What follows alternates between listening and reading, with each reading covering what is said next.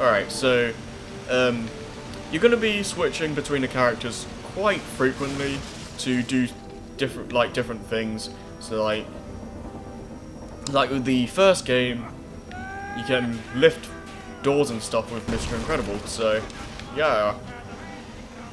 Alright, I need to this is a pretty interesting mechanic. This was not in the first game. So basically when you see those little orange orbs above an enemy's head, killing them with whatever character you're playing as currently will give you a super move for that character. So I got one.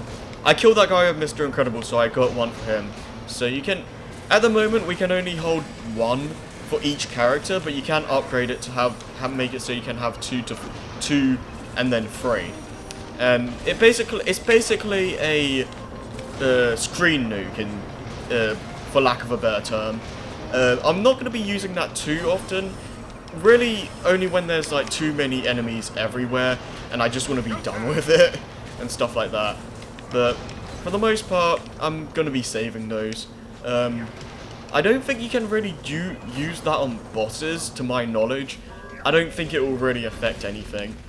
But alright, so these parts kind of stunned me as a kid because I didn't really do it properly.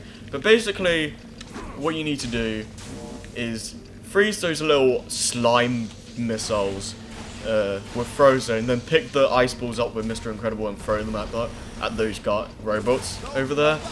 Because if you don't do something like that, or like stop them from throwing stuff for a while, or shooting missiles at you for a while, it's gonna interrupt the ice bridge, and if the ice bridge is interrupted, you're gonna have to restart that whole thing over again. So yeah, it's best for you to deal with the robots first, because again, it's more combat focused.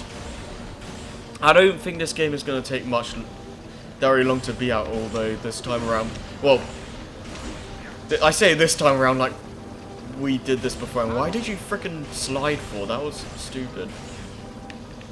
The AI is not the best. It's not the worst thing ever, but it could be better. Okay, so basically, what was I saying? No, I completely lost my train of thought. This happens a lot with me.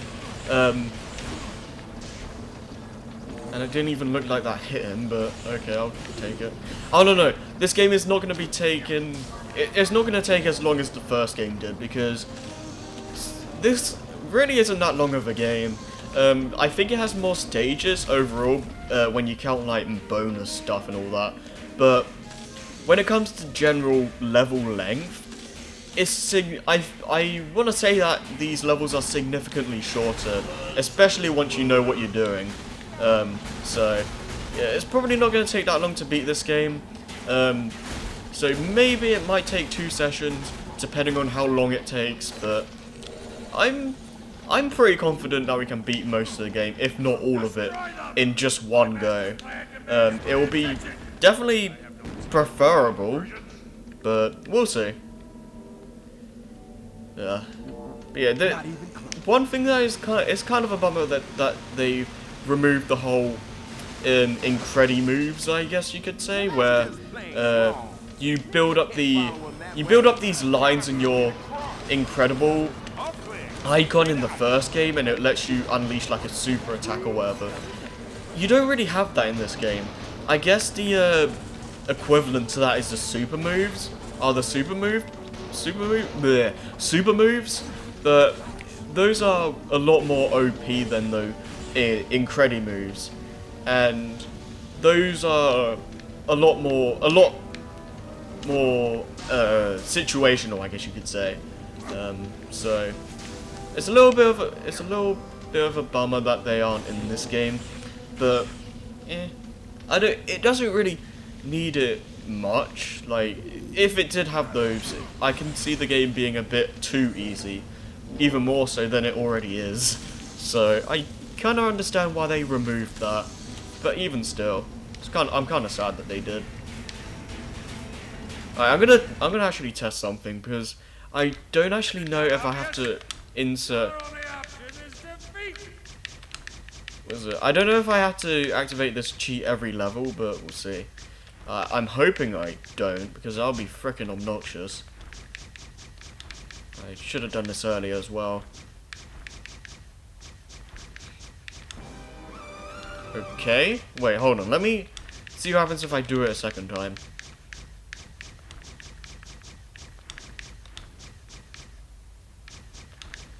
Alright. Oops. No. Alright. Stop. I keep pressing the wrong things. Gosh dang it. Alright.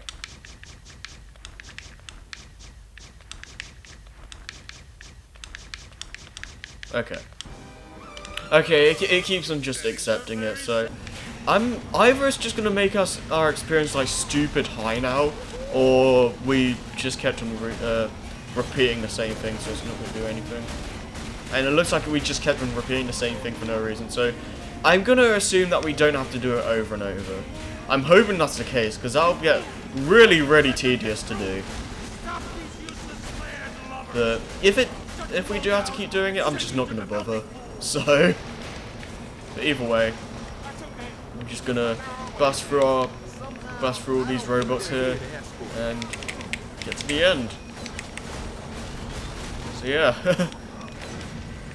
the first few I remember the first few levels in the first game were actually pretty long for first levels, and while this one didn't, I don't think it took as long as the ones in the first game, but it's still pretty decently length.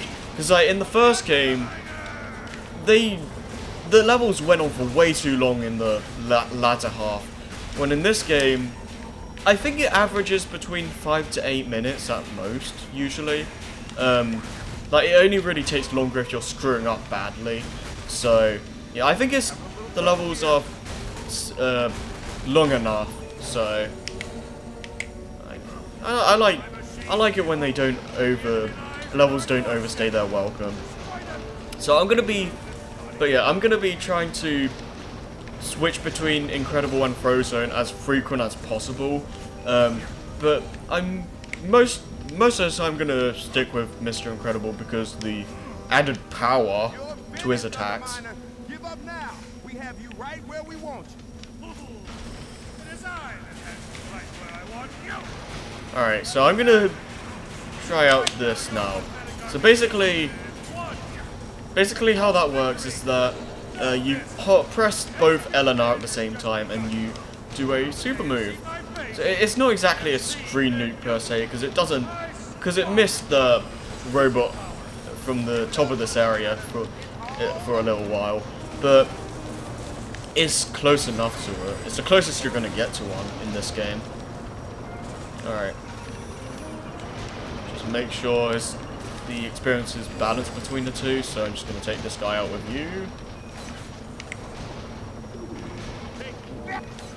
Alright, so okay, so it's not exactly balanced, but oh well. It's close enough. Yeah, you got cut off. What in the world is that? It looks like that thing was created to turn the whole planet upside down. We need to catch the Underminer fast. The Magnemizer. Whatever this thing is, it's doing whatever it's doing right now. We need to turn this thing off. Magnemizer first. Then we take down the Underminer. We can take a shortcut through the Sludge Station. Looks like some sort of giant sludge pumping facility. We can exit close to the Magnemizer through one of the smaller pump stations. What are we waiting for? It's showtime. Alright.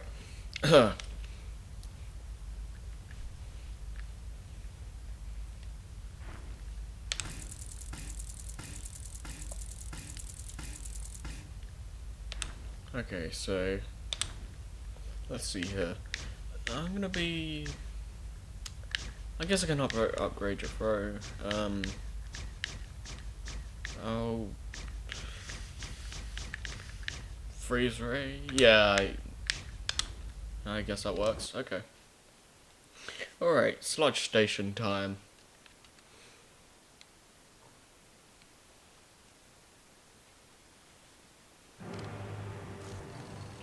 And now we're introduced to our new enemy here. I think there's at least one new enemy per level. I could be wrong, but it's either a brand new enemy or a recolor, I guess. Basically, though, this guy has this activates this shield, I guess you could say, and what is it? It activates this shield, and then it deactivates it to shoot out a bunch of projectiles and stuff. So you want to be steer clear of it when it does do that, because you can't hurt him at all. So, alright, I'm gonna try something actually. What is it? Okay, no, you can't do the twirly thing you could do in the first game when you picked up enemies, because like I said, no incredi powers, I guess, or whatever the heck they called it. Alright.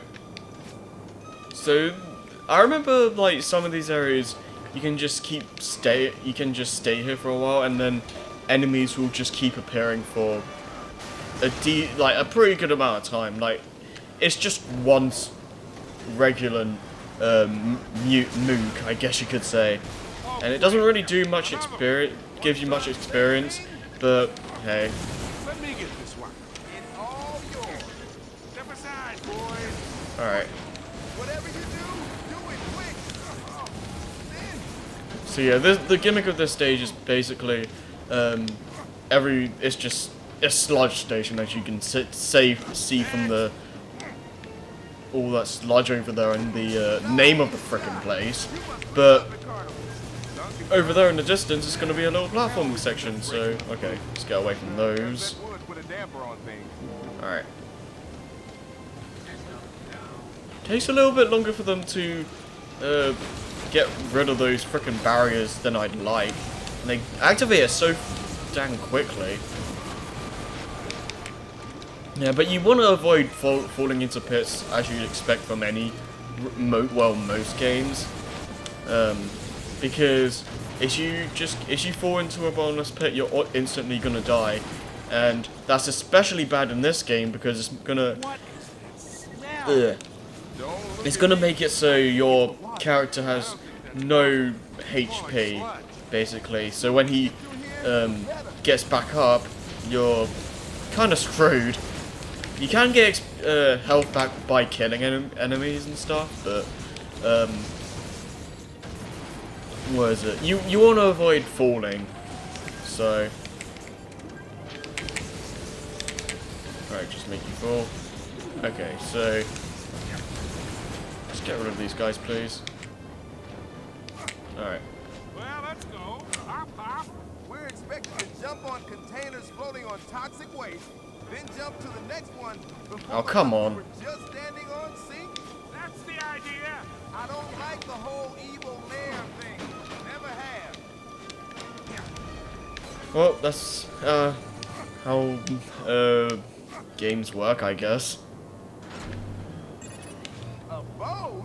It's a barge, Frozone. I love the little What's the difference? I love the dialogue between Mr. Incredible and Frozone in this game. It gives the game a little bit of character. It's like I'm just saying. what was There's it? a difference.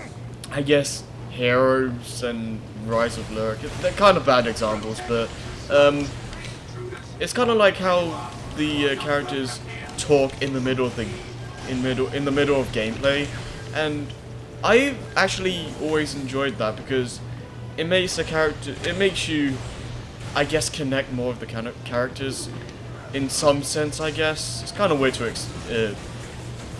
say it that way, but it just makes things a little bit more interesting and feel like it makes the experience a little bit more interesting, I guess, because it's a lot more interesting than having them just be silent for the entire game, because that would be kind of boring, you know, because like these two don't really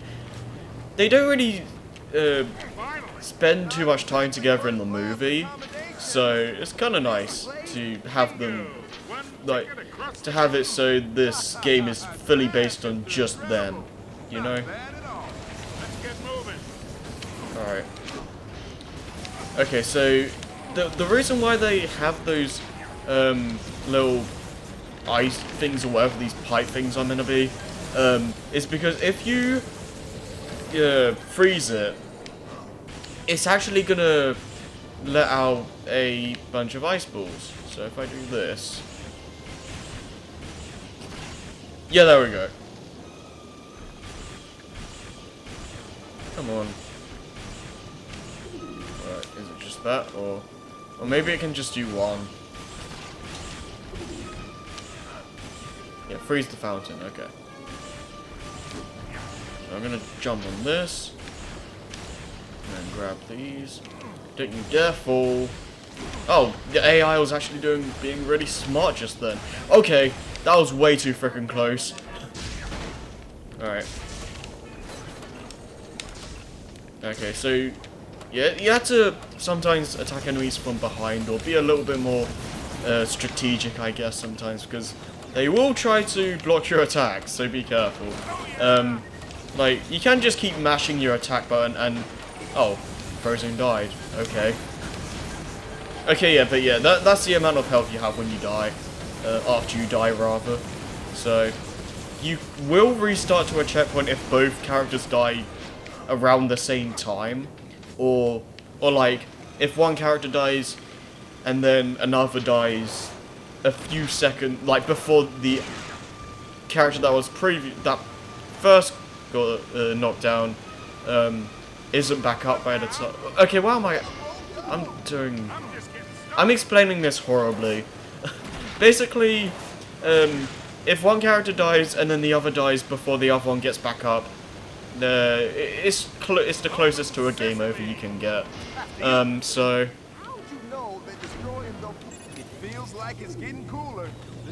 I'm just interrupting the. I'm just kind of interrupting the conversation. So like, how did you know? Oh, it's a blah blah.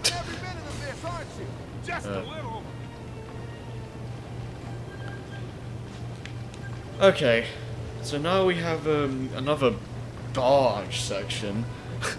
But this time you have to avoid these lasers. So it's the basic kind of platforming stuff. Avoid the obstacles, and you'll be fine. And the lasers are insta kill for the robots. So I don't really know why the Underminer would have these kind of things if they're deadly for the robots. But hey, whatever works for me, I'll take it. Because they're really easy to avoid. So it's kind of stupid. Like it would make more sense if they were like, if those kinds of lasers came out of like a robot's like gun or something. So, or I don't know, something like that. I think it would make more sense in the terms of like just working for the Underminer. But hey, it's a video game. It's a video game. Okay. So now I have enough. Oh, hey! I want that. Yay! So wait, are we screwed? Okay, no. Okay, good. It doesn't move. It doesn't move until you kill the enemies here. I guess that's why it didn't move. But yeah, like the first game, there's a couple of secrets to find, like that. Have it so you can unlock artwork in the gallery and stuff like that. There's nowhere near as many items to find as the first game, but it's still a decent amount. Like, it's only like 1 or 2 or so in each level, so it's nowhere near as many. But each one gives you a significant amount of a lot more. Okay, one item gives you like a ton more artwork than the first game, because in the first game I don't quote me on this, but I think each item only gives you 1 piece of artwork or 1 bonus movie or whatever. Or in this game, if you get like 1, you'll get like what, 10 or so pieces of artwork. So yeah, they cut the amount of unlockables down in this game. So if you like the amount of collectibles in the first game, might be a little bit of a bummer to you, but I don't really mind it personally. But that's probably because I just don't really care for these collectibles in the first place, because they really don't give you a secret level or a secret character or anything like that. They're really just there, so it's not anything too noteworthy or anything like that. But hey, just a little something to bring up, I suppose. Alright, I'll give you a little of experience. I've completely neglected Frozone in this level, so I'm probably gonna have to fix that in the next one, because I think the next level is an ice world, so it's gonna be interesting. Because there was no ice level in the first game, I believe. Actually, I'm pretty sure there wasn't. I'm pretty certain there wasn't. And I can't reach. Okay, what I'm gonna do is this. There we go. That works. This is one of those areas where enemy robots constantly keep appearing. So I'm kind of surprised that you don't really get that as much experience for double the experience points as I'd like, because I kind of expected it to be a lot more than what it's doing now. But oh well, it's decent, but still, it's a lot less than I would like. Alright, now we just bashed the crap out of this machine here. And random explosion. Good. They won't invite us back.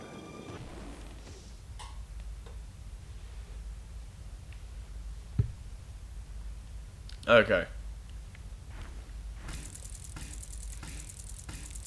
But yeah, if you notice at the end of these levels, there's a little secondary objective, or other goals, I guess you can say.